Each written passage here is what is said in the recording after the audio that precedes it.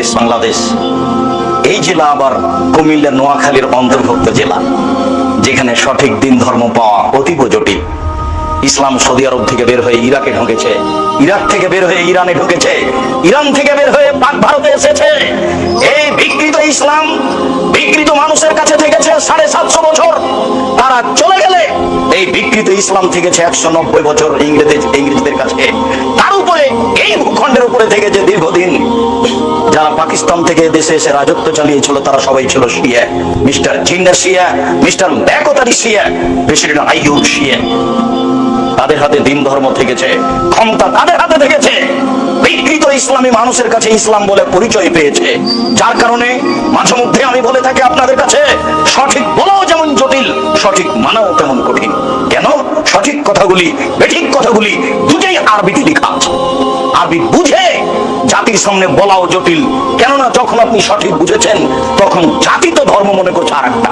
আপনি যদি বলেন, সমাজ আপনারটা মেনে নিবে না, সমাজ রিরি করে উঠবে। তারা বলবে এই কেমন আলেম বাপ দাদার ধর্মকে বিকৃত করতে এসেছে।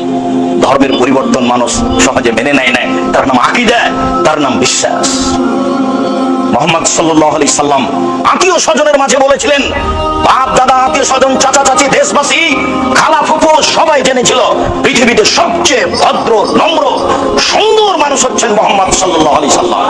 তার আত্মীয় স্বজন জানতো পৃথিবীর মাটিতে মুহাম্মদ সাল্লাল্লাহু আলাইহি সাল্লামের মতো ভদ্র মানুষ কেউ জন্ম নেয়নি। আনাস রাদিয়াল্লাহু তাআলা বলেন, আল্লাহর নবীর বাড়িতে আমি 10 বছর কাজের লোক হিসেবে ছিলাম। 10 বছরের মধ্যে তিনি বলেননি লেমা কুতা লেমা ফাউতা, এটা করলে কেন, এটা বললে কেন? এত বড় ভদ্র মানুষ আমি জীবনে কোনোদিন দেখিনি। এই ভদ্র মানুষ সবার প্রিয় মানুষ, প্রিয় আত্মীয় স্বজনের কাছে বলেছিলেন, আল্লাহ একজন সপ্তম আকাশের উপরে আছে। জাতির জনগণের আত্মীয় স্বজনের আল্লাহ ছিল 360 জন। আল্লাহ যদি ছেড়ে দিতে বলেন তাহলে মানুষ মেনে নেয় কি করে? তাই তো মানুষ বলেছিল, এ কি যেমন তেমন আশ্চর্য, এ কি যেমন তেমন পথ, আল্লাহুস সামাদ। আরে অন্তত কেউ তো 3 জন মাবুদ মানে, এ বলছে 3 জনও নয়, মাত্র একজন সপ্তম আকাশের উপরে থাকে। কেমনে মারা যায়? একে হত্যা করতে হবে, নেহায় না হয় দেশ থেকে তাড়িয়ে দিতে হবে, নইলে জেলখানায় বন্দী করতে হবে, তিনটের যে কোনো একটা করতে হবে। এটাই তাদের সিদ্ধান্ত। এত বড় ভদ্র নম্র মানুষের উপরে হক বলাও যেমন জটিল, হক মানাও তেমন কঠিন। আবু হুরায়রা রাদিয়াল্লাহু তাআলা আনহু বলেন, রাসূল সাল্লাল্লাহু আলাইহি ওয়াসাল্লাম বলেছেন, ইয়াতি আলান নাসি জামানুন লা ইয়ালিন নাস মা খাদা মিনহু আমিনাল হালাল আমিনাল হারাম।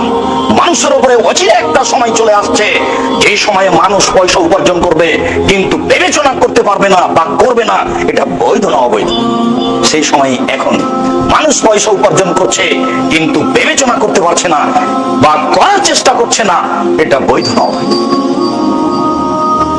আরো জটিল হচ্ছে, আব্দুল্লাহ ইবনে আমর রাদিয়াল্লাহু তাআলা আনহু বলেন, রাসূল সাল্লাল্লাহু আলাইহি ওয়াসাল্লাম বলেছেন, ওয়াল্লাহি লাল ফাকরা আখশা আলাইকুম।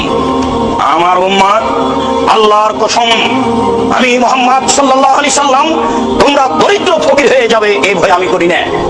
উনি এই ভয় করবেনই বা কেন? দিন যত যাবে মানুষের টাকা পয়সা তত বেশি হবে, এ কথাই ঠিক। মরুভূমিতে শস্য গজাবে, এ কথাই ঠিক। তাই তো মাঝে মধ্যে আপনাকে বলেছি, মানুষের অর্থ সম্পদ এত বেশি হবে, একটা গাভীর দুধ খাবে একটা গ্রাম, আর একটা ডালিম খাবে একটা বংশ।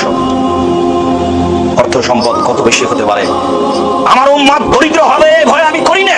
আল্লাহে আল্লাহর কসম, লাল ফাকরা আখশা আলাইকুম, তোমরা দরিদ্র হয়ে যাবে এই ভয় আমি করি না। ওয়ালাকিন আখশা আলাইকুম আন তুসাতা আলাইকুমুদ দুনিয়া কামা বাসাতাত মান কানা ক্বাবলাকুম। পৃথিবী তোমাদের সামনে তুলে ধরা হবে, দেখবে শুধু প্রযুক্তি আর প্রযুক্তি, টাকা টাকা। তোমাদের সামনে পৃথিবীকে এইভাবে তুলে ধরা হবে, তোমরা দেখতে পাবা শুধু টাকা আর টাকা, প্রযুক্তি আর প্রযুক্তি, পয়সা আর পয়সা। টানা ফাসুহা, পয়সা উপার্জন করতে প্রতিযোগিতা নেমে যাবা, কে কত পয়সা উপার্জন করতে পারে। কামা টানা ফাসুমান কানা কাবলাকুম, তোমাদের পূর্বের লোকেরা যেমন পয়সা উপার্জন করার জন্য প্রতিযোগিতায় নেমে গেছিল, তোমরাও নেমে যাবা। তাহলে কুকুম, এই পৃথিবী তোমাদেরকে ধ্বংস করে দিবে। কামা আলাকাতহুম, যেমন পূর্বের লোককে পৃথিবী ধ্বংস করেছে। এটা আমার ভয়, দরিদ্র হয়ে যাবা এই ভয় আমার নেই। বাংলাদেশের প্রায় মানুষ বলল ডেস্টিনি বৈধ, জিজিএন বৈধ। আমার সাথে 2 একজন ছিল কিনা আমি জানি না। আমি জোরালো কণ্ঠায় জাতির সামনে কণ্ঠে বলতে দেখেছি, ডেস্টিনি চিরদিনের জন্য হারাম, ডেস্টিনি বৈধ হতে পারে না।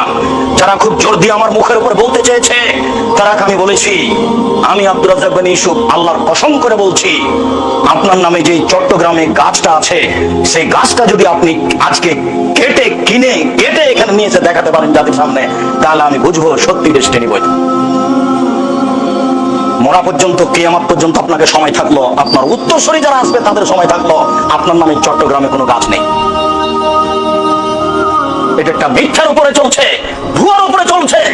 যত ইসলামী ইন্স্যুরেন্স আছে, যত ধর্মের নামে ব্যাংক হোক, ইসলামী ইন্স্যুরেন্স হোক, এই সব বিষয়গুলিতে সঠিক জ্ঞানের অধিকারী যারা, তারা এখানে নেই। ভুয়ার উপরে, সৈন্যের উপরে চলছে। একথাই আল্লাহর নবী মুহাম্মদ সাল্লাল্লাহু আলাইহি ওয়াসাল্লাম বলেন, পৃথিবী মানুষ তোমাদের সামনে পৃথিবী এইভাবে তুলে ধরা হবে, দেখতে বাবা তোমরা পৃথিবীতে টাকার দেখবা, প্রযুক্তি আর প্রযুক্তি, টাকা আর টাকা। তোমরা এই প্রযুক্তির পিছনে পড়ে পৃথিবী উপার্জনের প্রতিযোগিতা নেমে যাওয়া।